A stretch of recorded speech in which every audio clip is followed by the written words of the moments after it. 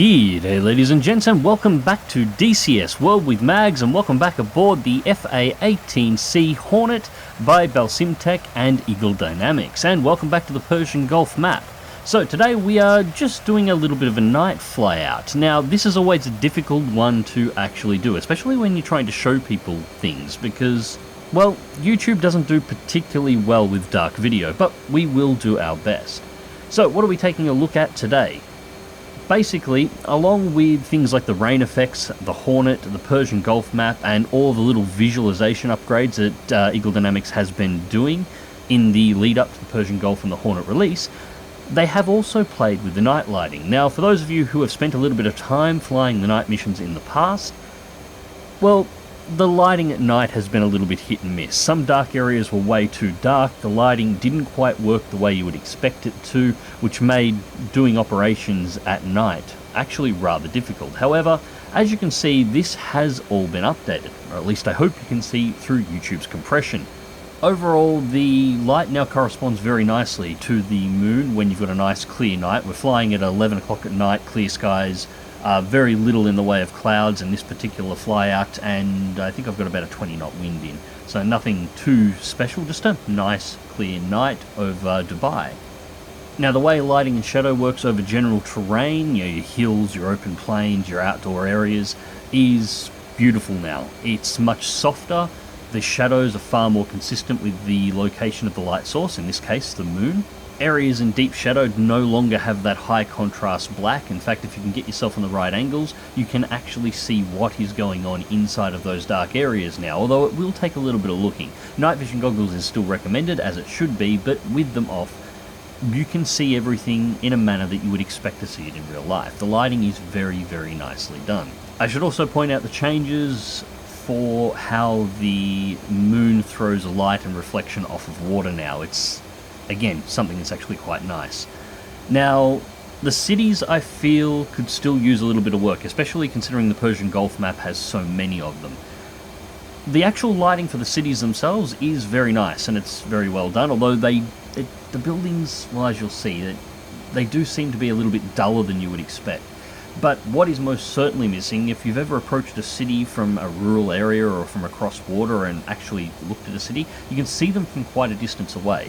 At this point, we're about 50 miles north of Dubai, and we're only getting a little bit of light from buildings on the ground up ahead, no defined lights, and most notably, no light pollution halo. Any major city, you can sort of see the lights just on the coast, little flickers here and there.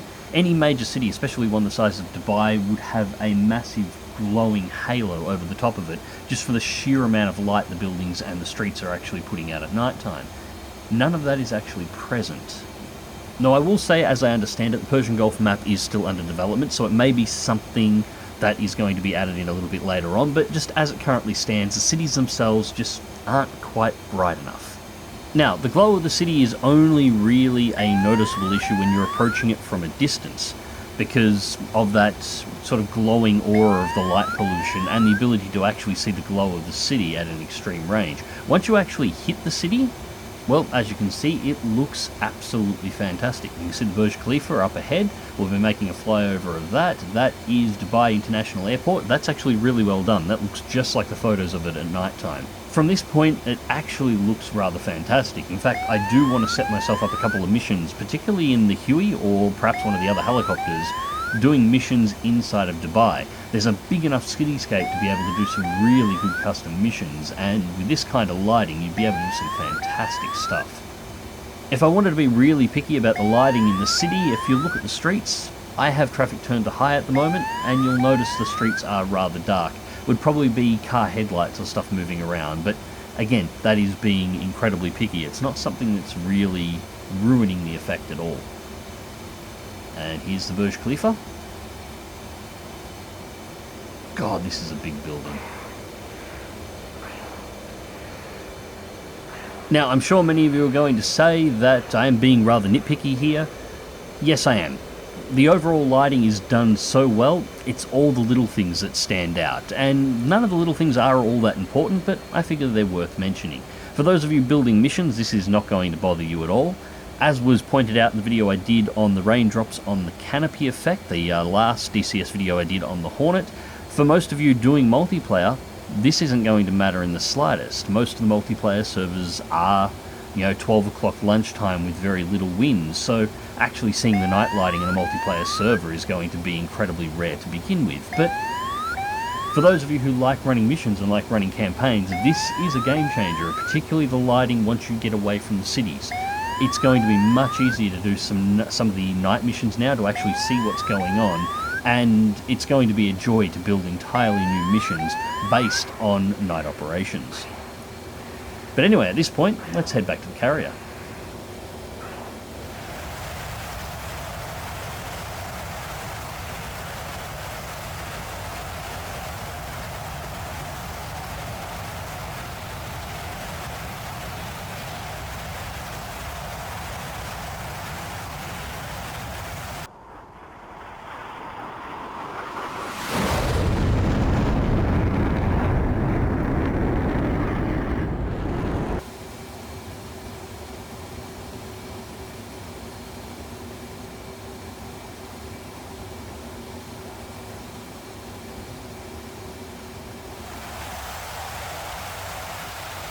Okay, so night traps on the carrier. Well, first I'll talk about this landing. I came at the carrier slightly off center, got myself out of position, and I got a little bit too low towards the end, but I did manage to correct, and I did manage to put it down for a acceptable, if nowhere near perfect landing.